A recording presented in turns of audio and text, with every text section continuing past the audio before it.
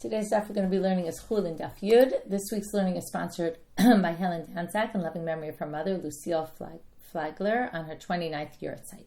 The years fly past, and it's still as if it's only been yesterday since I had a chance to visit. Mamala, may your neshama have an aliyah. This week's learning is sponsored by Petra, Tova, and Orly in honor of their mother, Wendy Prostkin. Happy Mother's Day. Happy Mother's Day to all those celebrating today. Okay, we're going to get started. We have maybe it's the most fascinating daf, but I want you to think about the background to what we're learning. And these are really, as I said in the other daf, that there's a lot of basics here about, right? Chullin, in the beginning, we've had some combination of, really inherently interesting topics from, a different perspective. And now we're really getting into basics of kashrut. And here we're going to even talk about things that go far beyond kashrut, that really pervade many halakhic topics like chazaka. Okay, and this is what we saw in Rav Chisda yesterday, and we're going to continue in that, about this idea of, Rav Chisda had two parts to what he said, and we're kind of in the middle of the second one, but then we're going to go back to the whole concept in general of how chazaka works. Okay, we're going to see today is a big machlok at Rav Chisda and Rav Huna, where Rav Huna is going to continue in one of the statements he made, and then we're going to try to find the source for how we know that you can rely on chazaka. Now, what is chazaka? Just to be really clear, and maybe we can highlight it by reviewing what Rav Huna said yesterday in yesterday's daf, which is this idea of a behema is behema b'chayah bechezkat isur. In animals, chazaka, the best, way to translate is presumptive status. I don't know if it's the same idea, but it's not the perfect translation. But we're going to say like this. Something has a status. It's going to maintain its status quo until such time that we have reason to prove, or a way to prove that it changed. So when it comes to shechita is only going to permit the animal once we know that everything about the shechita was performed correctly. So what Rav Huna talked about was that the two simanim, right, the windpipe and the gullet, were severed. At least you need the majority of them to be severed. You have to check that. Otherwise, the presumptive status of that animal is not kosher. However, says Rav Huna, it goes in both directions, not just to be stringent. But once it's already slaughtered, and you know that it was slaughtered in a kosher manner, you don't have to worry that maybe the animal was a treifa if some suffix arrives. So let's go back to that case. He talked about the wolf. So the Gemara brought the case of the wolf, where you have a wolf that came after, so somebody slaughtered the animal. The slaughtering was done properly, but you always have to worry that maybe the animal was a treifa, and usually they do checks to make sure that there was nothing wrong with the animal after. But what if you didn't check, and the innards got dragged away by a wolf?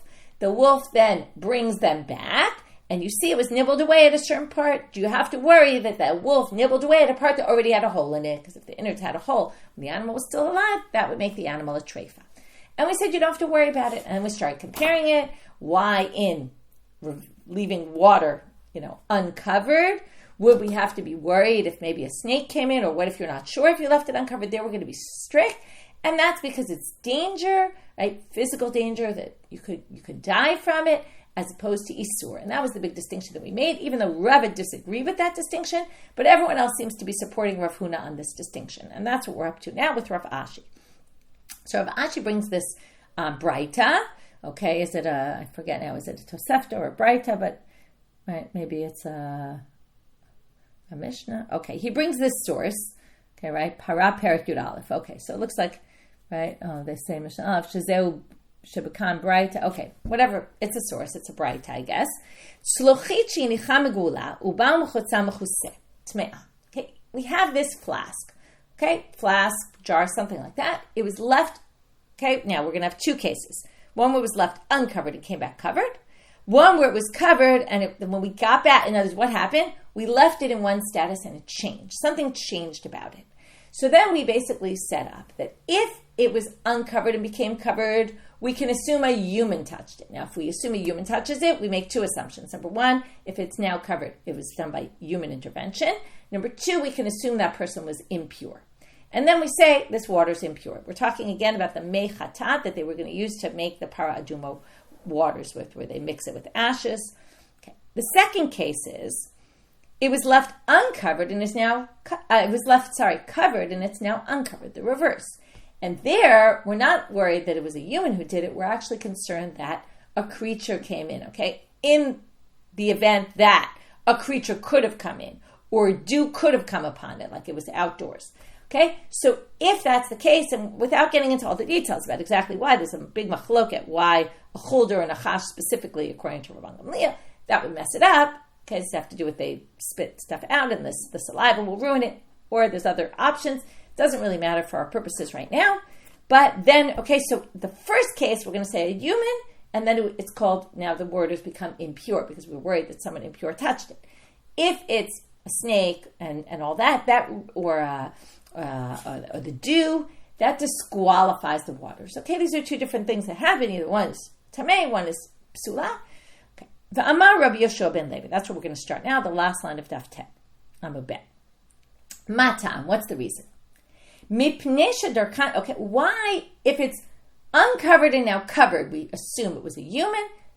Covered to uncovered, we assume it was a creature. That's pretty obvious. Because usually, right, when something gets uncovered, it's usually a creature.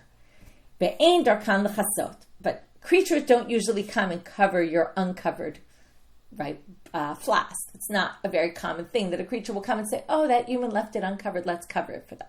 Okay, so we work on certain assumptions.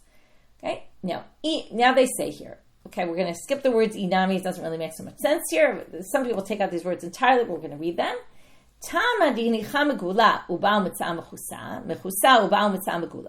Okay, so this whole reason here all based on, right, it was uncovered, then covered, covered, then uncovered.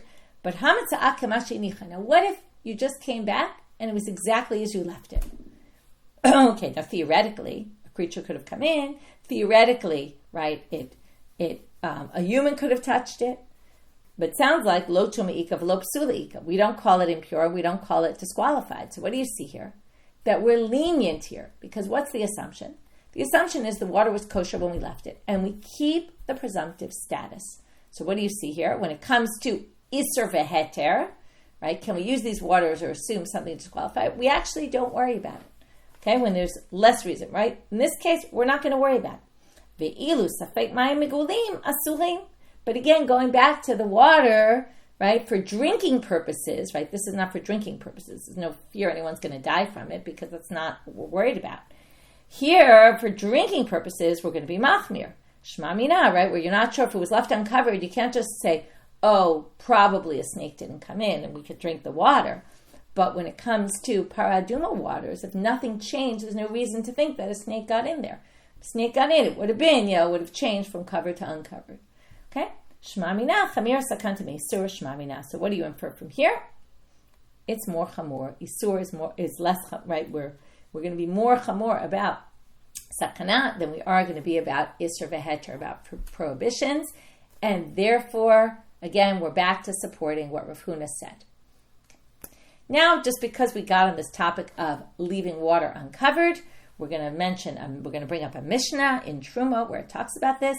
Okay, we don't think that a snake puts its venom in just any liquid, specifically mayim v'yayin v'chalav, water, wine, and milk. V'kama yeshu v'yu. Now, the idea here is that if I leave uncovered water and I walk out of the room, there's a concern that a snake put its venom in there. Now, the question is, how long do I need to have left the room for there to be a concern about this? So, there's a pretty obvious answer. We're worried, we have to figure out the amount of time it would take for this creature, the snake, to come out from somewhere nearby. Now, remember, their ground, right? It was like their floors weren't like tiled floors, right? It was soil. So creatures could come up from their floor, from right nearby, and drink. So the Gemara asks kind of funny question. Oh, first they say v'kama makom karov. Okay, how close by? Rav Yitzchak, Rav Yehuda, kadesh yitzei mitachat ozen kli v'yishteh.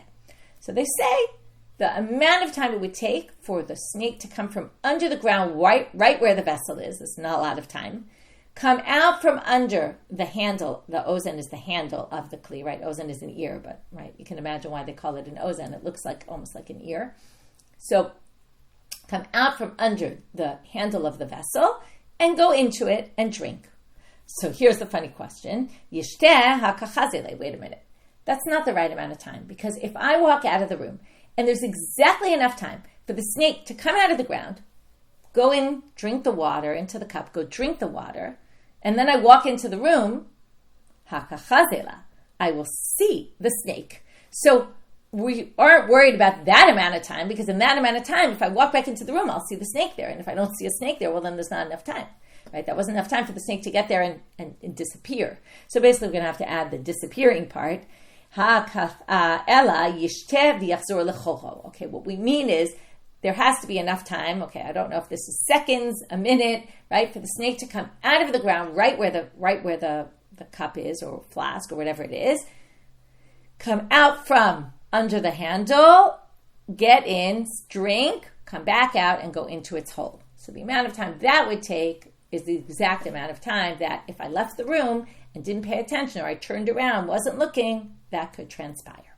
Okay, that was an aside about that. Now we're going to go back to our main issue, which is we're talking about shechita. And if you remember, Rav Huna made two statements. Right now we're going to focus on the first.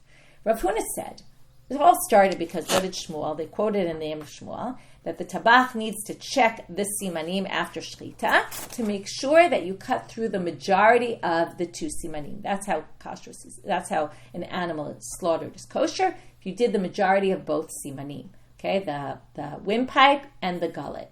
In a bird, it's the majority of one siman. Okay, it's different in a bird than it is for the animal. But now, and then what did Rav Huna say? That if you didn't check, right? So Shmuel said you have to check, and Rav Huna said if you don't check, well, the animal's still not kosher, because unless you know for sure the shechita was done properly, it stays in its presumptive status of prohibited. So Itmar, what if another issue comes up now, and Rav Huna is going to be exactly in the same mindset as he was before, which makes sense. Remember, you can't slaughter with a knife that has nicks in it. That's why the slaughterers always check before they start their day of work. They check that their knife has no nicks in it. Now, you check that your knife had no nicks. In fact, you're supposed to show it to a chacham before, out of respect for the chacham. We'll get back to that again today. But you slaughter with a knife, and then after, sometime later in the day, you happen to notice, so your knife was fine in the morning, and you happen to notice later, it's pguma. Okay, let's say right after even. Okay, you find it has a nick. Now remember, if it has a nick, what's the problem? We're worried that when you're slaughtering, you're actually going to cause the animal to be a treifa before you actually slaughter the animal, and then it's not going to be a kosher animal. So Amar Rav Huna, afilu shiber ba'atzamot kol hayom, even if you used it for cutting bones. Now, cutting bones is obviously more severe than slaughtering the animal. Okay, cutting bones is more severe, more harsh on the knife, and more likely to cause nicks. So if I slaughtered the animal in the morning, continue to cut bones with the same knife, chayshinan shema ba'or nifgema. It's still going to, I didn't go back to the word even though I read it, psula.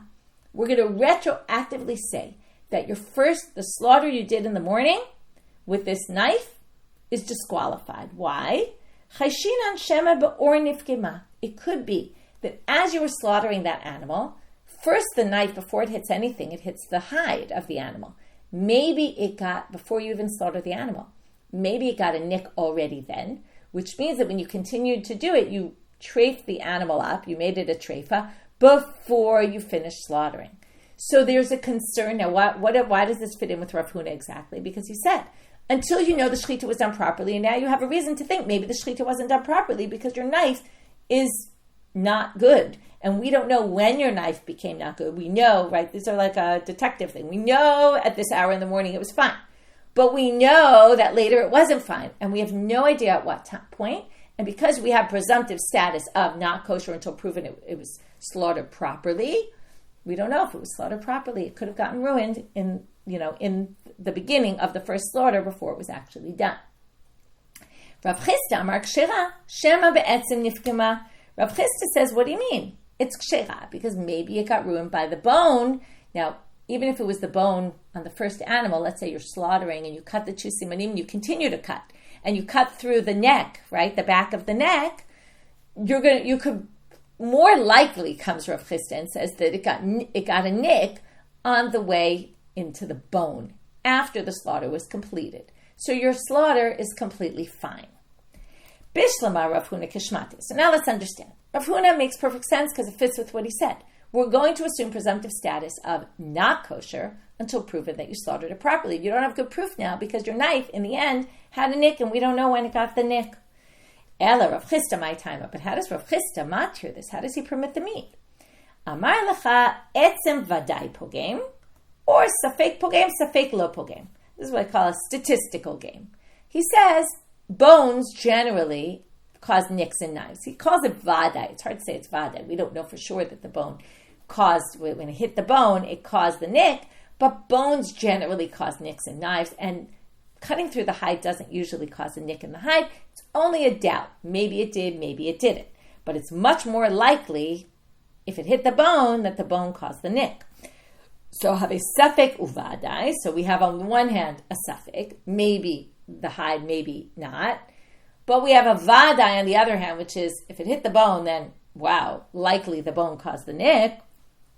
And we don't let a safek scenario remove a vadai, a clear scenario. So since the likelihood is that it was from the bone, we're going to say the shechita was fine. We're now going to have two difficulties raised on Rav Chisda's position. Mativ Rava l'siyui l'Rav Huna. So Rava raises a difficulty, which is also a support for Rav Huna, because obviously if it's a difficulty on Rav Chisda, it's going to be a support for Rav Huna, from a case of a person going to the mikvah. Taval ve'ala v'nimtza alav davar chotzetz.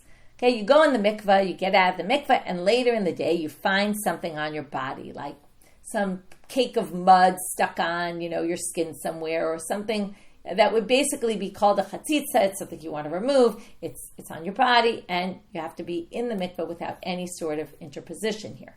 So you find this thing, but you have no idea when it was there. Was it there in the mikvah when you went 2 hours ago, or did it happen later? Even if you were, let's say, dealing with some dirty material all day long, meaning after your mikvah, lo altalo tefillah. This doesn't work. Your tefillah was no good. Ad shiomar barili shelo haya alai kodem lachen. Unless you say, I know I checked my body. I know this was not here before. If you can't say that, your tefillah doesn't work. So, divadai taval. Now, why is this a difficulty with Rav Chisda? Because we know what's for sure. We know you went to the mikvah. What's the safek? Safek hava alei, safek lo hava alei. We don't know, was it on you, was it not on you? V'ka'ate safek umotzimi devadai. So here what happens, halachically, the safek situation, which is, we don't know when this got on my body, when it didn't, overrides what we know for sure, which is you went to the mikvah. So here we seem to have a difficulty with Rav Chisda. But now we're going to start distinguishing. Shanei hatam. Now we're going to start distinguishing, but every time we make a distinction to resolve the difficulty, we're going to say, but that same distinction applies in the other case as well. So if as I'm saying it, you say, but that would also apply there, don't worry, the Gemara is going to say that as well. So what are they going to say here? Shanei hatam di'ika lameimar ha'amed tameh al chezkato ve'ema lo taval. Well, you could say this person started out with presumptive status of impure. So keep the person in their status quo. Don't change it unless you know for sure. So that's why in the tefillah case, the tefillah doesn't work. Because if you go back, if you have a safek, go back to the status quo. Okay, they say, wait a minute. It would be the same thing with the animal. Hachanami, what did Rav Chisda say in the animal? The animal's okay because you can assume, right, that the knife got messed up later. But he doesn't say that in the tefillah case. In the tefillah case, right, everyone would agree, right? Rav Chisda doesn't disagree here. There's a Tanaitic source. In the tefillah case, it would be otherwise. So we tried to say in the tefillah case that's because there's a chizkat tum'ah. Obviously, you're now going to say in the animal case, there's a chizkat not kasher until proven otherwise. So achanami. Ha'mei be'ema chizkato, if you're going to say there's a safek, say the animal's in its original, keeps its status quo. What was its status quo? Emer lo nishchata. We should say it wasn't slaughtered. So why in the animal case are we lenient, and in the tefillah case we're stringent? That's really not a good distinction. They say no. Harei shchuta lefanecha. But in the shechita case, it's slaughtered. So it's already slaughtered. The two simanim are completely severed or mostly, and you see the animal slaughtered. That's why we allow it. I say, okay, also in the tefillah case, hachanami arei tava lefanecha. The person has dunked. They've clearly dunked in the mikvah. Should be fine. So we're still back to saying we're going to have a little more back and forth to try to say what are the differences and say that's not a real difference. They say, no. It's true the person toveled, but but there's a big, warning sign here. There's a chatzitza on the person's body. So it's very nice the person went in the mikvah, but there's a chatzitza which we see with our own eyes. Hachanami, what do you mean? It's the same problem with the shechita. You could say the animal was in its presumptive status of forbidden, and yet Rav Chisda permits it even though we have in front of our eyes a knife with nicks. So we basically said you can't distinguish at this point because they're both the same, right? Both of them, let's just review before we get to the final answer of Rav Chisda. Okay, again, here are the facts. The tefillah case, we have a suffix. Was the chatzitza on before or after? We're stringent. We say you're still tameh. The shechita case, we say, even though we found a nick in the knife, we assume the shechita was done properly and the nick came later. Now, they're both cases where we have presumptive status of something that we're now changing, right? Presumptive status of tameh, presumptive status of isser. When it comes to the animal, we're going to permit it. When it comes to the tefillah, we're going to say no. It's not permitted, even though both of them, the action was done, but there's a doubt about them. So, what's the difference? We're going to end this section with sakin itra'ai behema lo itra'ai. What's the difference? An interesting difference. In the animal case, where's the suffix? Not in the animal itself, but in the knife. In other words, where's the reyuta? Where's the problematic thing that we see? It's true we see a nick in the knife, but it's in the knife, not in the animal. If you go back to the case of the tefillah, there's a chatzitza on the person. And since we're talking about the presumptive status of the person and the animal, since the animal looks completely slaughtered, and it's just that we don't know was the knife, did the knife have a nick, we're going to distinguish. Okay, and that's why, again, Rav Huna doesn't think so. Rav Huna thinks chazaka, we go by chazaka, presumptive status. In both cases, we're going to be strict here. But according to Rav Chisda, okay, that was Rav Huna, according to Rav Chisda, we can be lenient in the case of the animal because the question that is raised here, there's definitely an animal slaughtered. It's just a question. Was the knife, did it have a nick and then maybe cause the animal to be a treifa when we slaughtered it? But since it wasn't in the animal itself, in other words, the nick that we see, we're going to be lenient. That's his reason. Okay, so now we're going to say, and it's not his reason, it's how he distinguishes between those cases. His reason is very clear. Safek or vaday ain't safek motzimi de vaday. We definitely know that bones cause nicks.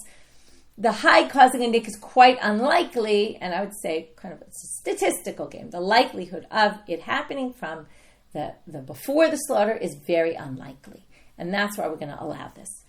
If it was something that was on the animal itself, that would be a different story, it sounds like. So now we're going to go to question number 2. We're going to actually answer it in the same manner. Meitive.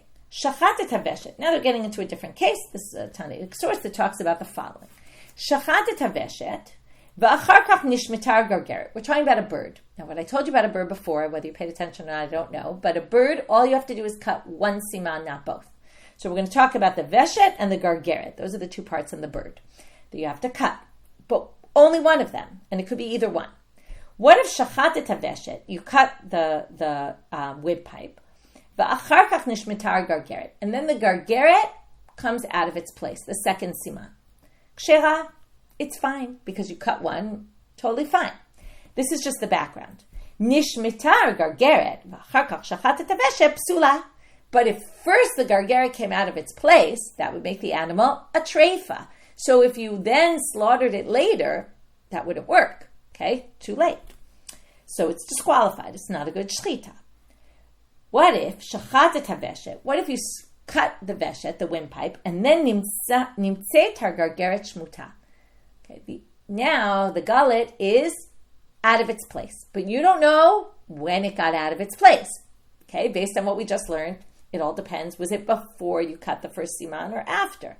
So if you don't know, because you only found that it was displaced after you slaughtered the animal, but eino yodea im kodem shechita nishmeta im la'achar shechita nishmeta, but you don't know what happened. This is a very similar case, right? We have a kosher slaughter, but we don't know, was it really kosher or not, because did something precede it, right?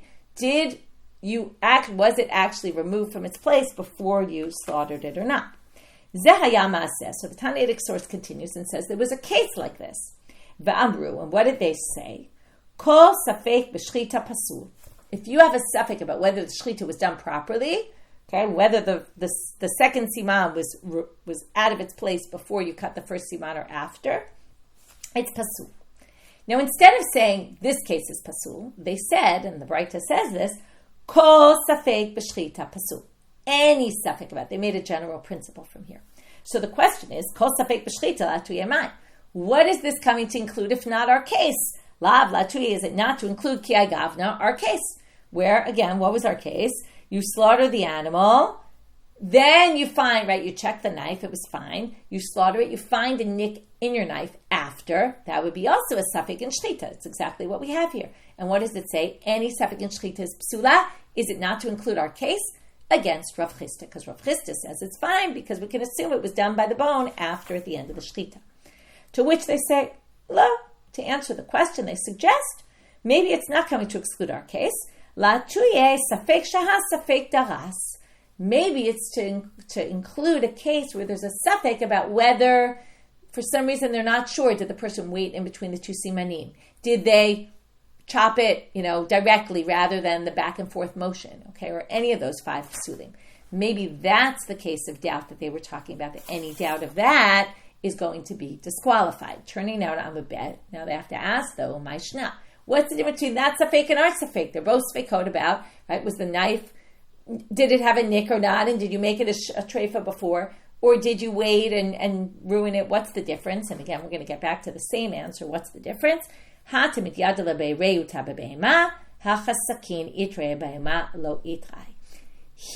the safek is in the knife, not in the animal itself.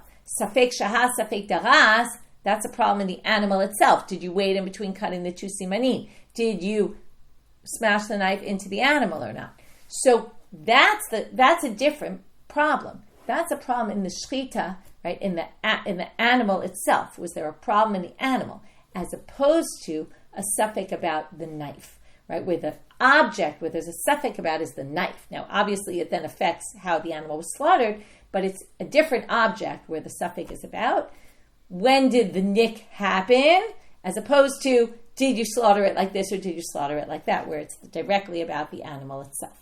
And therefore, in the end, we prove Rav Chisda against, and we didn't prove he's right, but what we did was, right, because just to review, Rav Huna has this approach, until you know for sure, we're not going to get that animal out of its presumptive status of not being edible, basically, because when it's alive, it's not edible, and until there's a kosher slaughter, and we know for sure the slaughter was kosher, we're not going to allow it. So there's a safek about the nick and the knife, no way, no how. Rav Chisda, who says, no, we're not worried about a nick in the knife, even though we would be worried about other kind of similar situations, because that's when it's it would be if the comparison, if we take the tefillah case, or the other case, which we don't even need to make a parallel, which is when there's safek about the animal itself, and then we're going to be stringent. But if it's a safek about when this nick got into the knife, we're not going to be stringent, and we're going to go by what the chances are, right? What is more likely that happened, which is more likely the bone ruined it, and the bone you get to only after, at the end of the slaughter, once it's already done properly. Now we're going to have some rulings about this. Who do we hold like? The hilchata kavatei de Rav Huna kishish lo shibar ba'etzem. The hilchata kavatei de Rav Chisda kishish shibar ba'etzem. If you broke a bone, then we're going to hold like Rav Chisda. And we're going to say, when you, I should have said the first one first. We're going to hold like Rav Huna when you didn't break a bone. Okay, if you didn't break any bones, then we have to assume it happened at the beginning. And then we're going to passel the animal and say this is not a good slaughter. But if you broke bones, then we're going to hold like Rav Chisda. So now the Gemara has a little bit of a problem with this psika, because it says, wait a minute. Michlal de Rav Chisda afagav de lo shiber ba'etzem ela b'mai ipkim. Wait a minute. Wasn't Rav Chisda's whole theory that it's more likely that it got a nick from breaking the bone than it is from tearing the hide? But if you didn't break any bone, and we know you didn't break any bone, then how could you possibly say it was from the bone and not from the hide? You didn't break a bone. So that doesn't make any sense. And you have to understand, when they say the halacha is like him in this case, and the halacha is like him in this case, that means, well, they disagree in the other cases as well. But how could they disagree if there was no bone? If we say we hold like Rav Huna in the case where, if we hold like Rav Chisda in a place where you broke a bone, right? But we don't hold like him in a case where you didn't break a bone, but where you didn't break a bone, he doesn't even disagree, right? It wouldn't make sense he would disagree. So what did they answer? Now we're going to say there's actually 3 stages. Okay, we talked about it either gets a nick from tearing the hide, or it gets a nick if you broke a bone. Now we're going to learn that even if you didn't break a bone, it still could have gotten a nick from the bone. What is that? From the mafreket. What's the mafreket? It's the back, the bone in the back of the neck. Now when you're slaughtering an animal, so first you're going to cut the hide, tear the hide, then your knife is going to hit the 2 simanim, and if you continue going through and completely sever them, your knife will hit into the bone. Now it might not break the bone, but it might hit into the back of the bone, the bone in the back of the neck.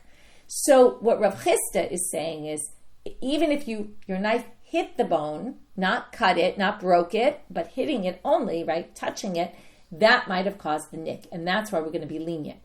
Now, we don't hold like him in that case, but he does disagree in that case, okay? And that's what we're going to say. So if it just hit the bone, we actually are not going to be lenient, but Rav Chisda himself would have been lenient, and that's why this statement actually makes sense, that we're going to hold like Rav Huna when you didn't break a bone, just you hit a bone, okay? And then Rav Chisda will disagree, and we don't hold like him. Now we're going to have some cases that happen, and we're going to try to figure out, was the ruling like Rav Chisda, or was the ruling like Rav Huna? Hava uvda utraf of Rav Yosef ad tleisar chevata. There was a case where someone slaughtered animal after animal after animal, sounds like 13 of them, and Rav Yosef said 13 of these animals were treifas. Okay, because what happened was, at the end of the day, right, the slaughterer found a nick in the knife, and then we had to retroactively cancel all the slaughterers. So this sounds obviously kiman, ki Rav Huna, va'afilu b'kamaita. It sounds like it's Rav Huna who said, when you find the nick, you have to assume it happened from tearing the hide in the first animal, and therefore 1 to 13 are all disqualified. To which they say, not necessarily. You could also say this is Rav Chisda. Why? And now they're going to add something that we didn't really think about yet, which is lo, ki Rav Chisda ulevar mikamaita. Now, Rav Chisda said that if you find the knife is disqualified after you slaughtered, you're going to say that the one you just did probably happened at the end of that slaughter when it hit the bone, and therefore your shechita is fine. But what if you didn't check the knife after you did? And let's say in this case we're going to have to assume there were 14 animals.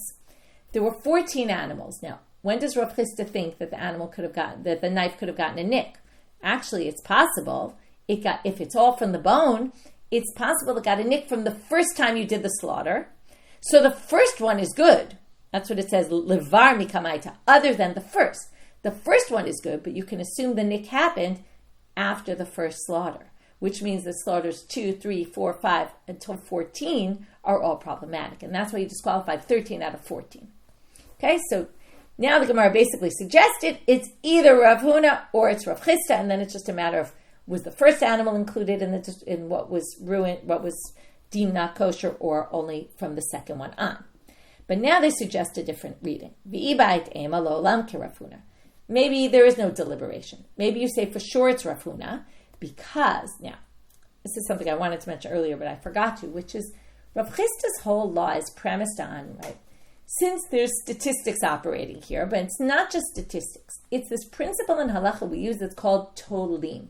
Tolim means we can assume, we can make an assumption if we have something else to rely on, that it came from somewhere else, okay? Then we can assume that that's what happened, okay? It's cases where they allow certain leniencies, and we say we can allow this to happen. Now, if we use this principle of tolim, okay, so Iyar Rav Chisda michte mitla talinan, since we can say, oh, let's assume it happened from the bone and not the hide,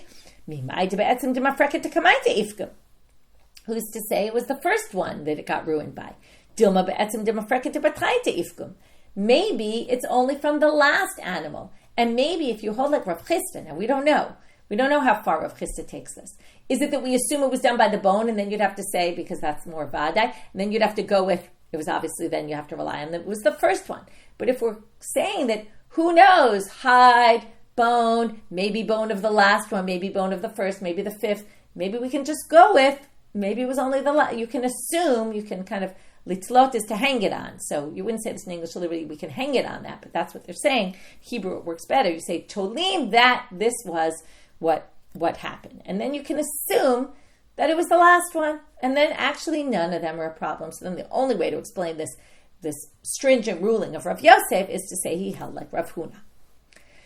Amalei Rav Acha, berei derive le Rav Ashi, and I saw someone just wrote this in the chat. So as a result of what we've been discussing, Rav Acha, the son of Rava, said to Rav Ashi, Rav Kahana, he said, I know Rav Kahana, masrich b'dikuta ben kol chada v'chada. He required the knife be checked between every shechita. So now again, this is another ruling, and we're now going to say, so the first ruling was Rav Yosef, who said 13 animals were a treifa. At first we didn't know, maybe it's Rav Huna, maybe Rav Chisda. The second reading was, again, different possible reading. We don't know which is right. Maybe you can't really say it's Rav Chisda, because he would have said, assume it's the last. Now we have another thing, which is this ruling of Rav Kahana, that he basically insisted everyone in his community probably, right, like all the shochtim, would check between every slaughter to prevent issues here. Now, to prevent what issues? So Kiman, ki Rav Huna ula mifsal kamaita. He must have been saying, like Rav Huna, and what he wanted to say is, if you find a nick, we're going to retroactively disqualify your shechita that you did already. To which the Gemara obviously says, lo, ki Rav Chisda. What do you mean? You can explain it like Rav Chisda. Ula achshure batriyata. Your first one for sure is going to be fine, but in order to make sure that your subsequent conversions during your subsequent slaughters during the day are good, we're basically going to require you to check your knife so that you know that every subsequent slaughter is good, but not retroactively. So again, it's not clear who he holds like. So they say, wait a minute. If you think it's Rav Chisda, and it's to make sure that your subsequent slaughters are good, ihachi tibai nami b'dikat chacham. Well, in the beginning of the day when you start slaughtering, you have to have your knife checked by a chacham. So why don't we make you check between? If the whole issue is we're not worried about retroactive, but we're worried about moving forward, then it should be no different than checking your knife in the morning. If you have to check your knife before you start slaughtering by a chacham, by someone who's knowledgeable, then you should have to check it in between each one. If you're saying it's because Rav Chisda and it's moving forward, then you would have to check each one. So they say no. This is a very big line. Okay, there's a lot said about this, but we don't have so much time to go into it. But one witness is believed in the world of Isurim. When is one witness not believed in? We always say you need two witnesses. What do you need two witnesses for? For judgments, right? For giving someone lashes, for arayot, if it's improper relations, or mamonot, right? For dine mamonot, if you want to have move money, right? Say this person stole from someone else, you need two witnesses. Obviously, for the death penalty, you need two witnesses, because al pishne edim yakum davar, and there's all these drashot about davar, how do we get davar mi-erva, and all that. Okay, but when it comes to, for example, kashrut, how do you know when you can eat in somebody's house, right? If someone is shomer mitzvot, they keep mitzvot, then you can rely on them to tell you, right? Why shomer mitzvot? Because to be an aid, you have to be shomer mitzvot. So if you're shomer mitzvot, then you observe commandments, then basically if they say, I keep kosher in my house, you can believe them, and you can eat in their house, because you can assume that they're not lying about it. That's exactly this principle. We're using it here with shechita. The shochet can say, I know I checked the knife and he's believed. So we don't need more than that. We don't need the chacham. Okay. So right now we said fine. So if it's Rav Chisda, you don't need the chacham even if you're moving forward, because you can believe the shochet that it didn't have a nick. Okay, well then, ihachi mikaranami lo. So then, why do you need the chacham in the first place, in the beginning of your day, before you start slaughtering? So that, Rabbi Yonatan lo amru la'arotzakim lechacham ela b'pnei kvodo shel chacham. That's just to show respect for the chacham. That's a different law entirely. You don't really need it. Okay? The whole idea is they wanted the chacham to have respect within the community. They told the shoftim to have their knives checked by the chacham. But you don't really need it from a halachic perspective. So that resolves that issue. Again, how do we explain this? Why did we get here? Because we basically said the fact that Rav Kahana said you need to check the knife in between could either go like Rav Huna to check your previous shechita and maybe disqualify that if you find a nick, or to say, Rav Chisda, we're worried about your next slaughter. Okay, and the Chacham issue is an irrelevant one. Now we go to this basic question, which is, what is the source? Menah milta, where do we get this? De Amar Rabbanan, okay milta, achezke, which is a very basic principle, chazaka. How do we know this issue of presumptive status? What Rav Huna talked about, which again, was lekula, and lechumra. He said it in both directions, right? When it starts off presumptive status of not kosher, it's not kosher till we know for sure the shechita was done properly. But once the shechita is done properly, we assume it's kosher unless we know otherwise, that there's proof that it was a treifa. Okay, like in a case where you can't check it and some animal took out some of the parts of the body, we don't have a way to check them, we can assume it was fine. So where do we get this from? Amar Rabbi Shmuel bar Nachmani, Amar Rabbi Yonatan, Amar Kra. We're going to learn it from a very interesting place. We're talking about leprosy of the house. So what happens? The Kohen goes, he checks you have a leprous mark. If he determines that the size is exactly the right size, that's a size that's going to make it problematic, it has all the criteria of all the things that make it leprous mark, what the Kohen's going to do is he's going to do what's called lasgir et habayit. He's going to close the house, like lisgor tadelet, closes up the house. We call it quarantines the house, but it's called to close up the house. Now, so what happens? Then he comes back a week later, and he sees if the size got smaller, right? He has to check how it changed from the size it was then to what it is now, what it looks like, and then we'll determine if the house is fixed, okay? And then there's all these rules, what you do. I'm not going to get into that. But it says here, the Kohen yatsa, pay attention to the words, yatsa, he leaves the house, min habayit, he goes out from the house, el petach habayit, to the entrance to the house, vizgir tabayit shivat yamim, and he quarantines the house for 7 days. Now, what does this have to do with anything? Well, they say like this. This proves presumptive status. Why? Well, when you leave the house, what do? You turn around, right? So the Kohen looks, finds the nega, turns around and walks out the door. Dilma adenafik ba'ata. Now, until he gets out the door, some time elapses between the time he starts turning around to get out the door, closes the door, and quarantines the house. Maybe bitzar le'shiura. Maybe the leprous mark got a little bit smaller. Now, if the leprous mark is not exactly the right size and is smaller than that, then there's no real quarantine of the house because it wasn't really a leprous mark.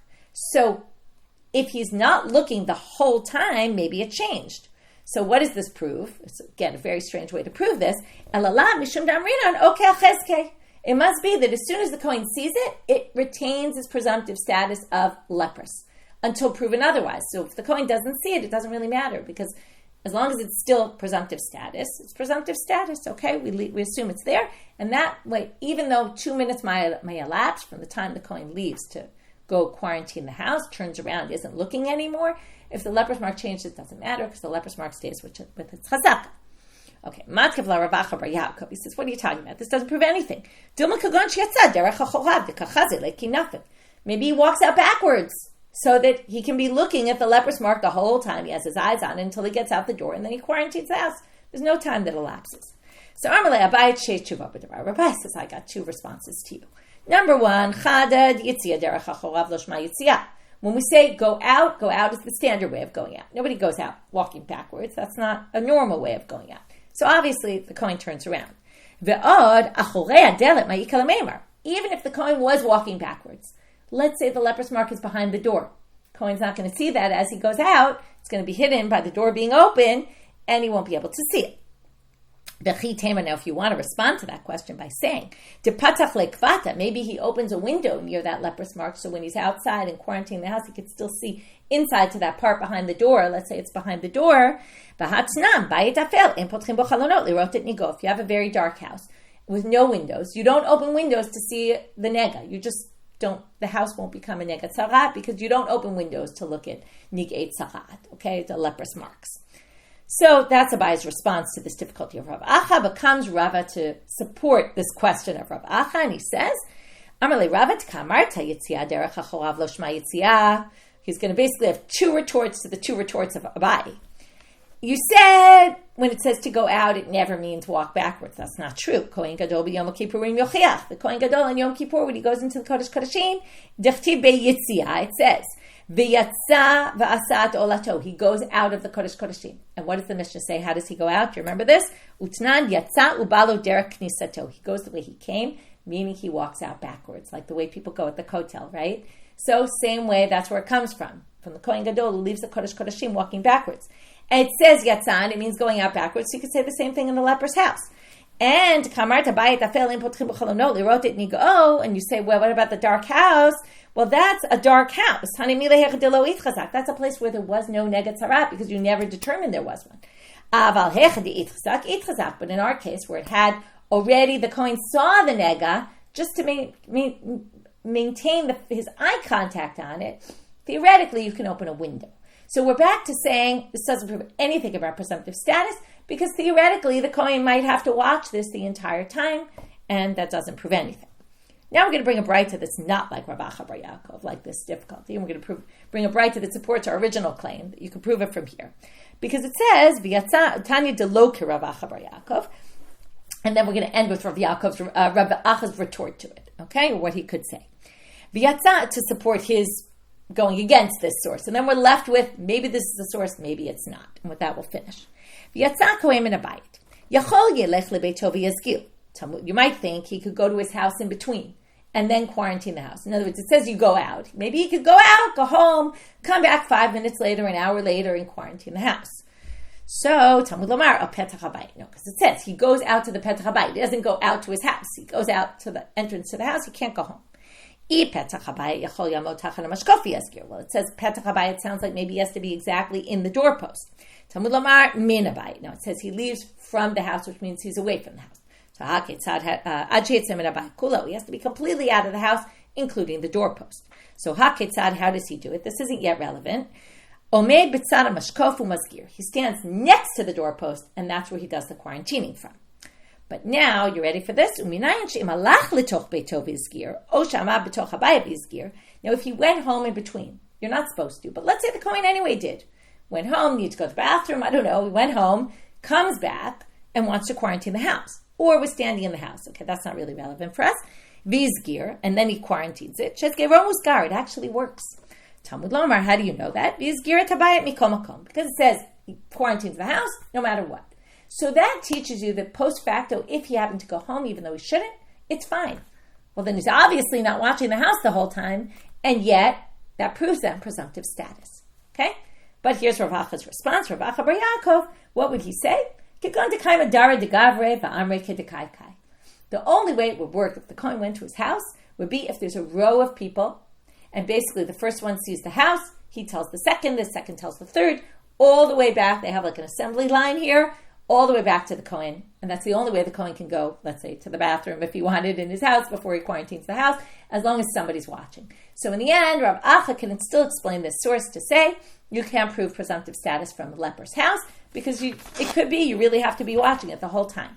Whereas the other approach is to say, no, you don't have to be watching it the whole time, and that proves that it retains its presumptive status, even though some time lapses in between that and that. Okay, and with that, we finish our discussion. Like I said, there's interesting topics we discussed today about chazaka, how chazaka works. When there's statistical, right, we're going to get to famous sugya tomorrow of the 9 stores, okay, and the kosher meat and all that. So that's going to be a sugya we've seen a bunch of times already. It comes up here as well. This is really the rov, chazaka, all those issues. So we started with the Rav Ashi trying to prove we're going to make the distinction between Isser and Sakana. Okay, we got a little bit off a tangent about Giloy and the whole thing about the snakes and what we're worried about. From there, we got to this machloket, Rav Huna, Rav Chisda, which we spent most of the daf on, about when the knife has a nick after the slaughter. Do we retroactively or only moving forward? Okay, and we saw the different sides to, right, do we go by statistics or do we go by chazaka? Okay, that's the real big pull today in those 2 directions. And then we wanted to find it, and then we had 2 difficulties on Rav Chisda. We then had 2 psikot, like rulings, and then we tried to say, well, maybe it seems obvious it's Rav Huna, and then I said, maybe you could explain it like Rav Chisda as well. And then we got to what's the source for chazaka. We brought a source, but we're left with a little bit of lack of clarity because Rav Acha didn't think it was a good source to prove it. With that, we finish for today. Wishing everyone a good day and a Shavua Tov.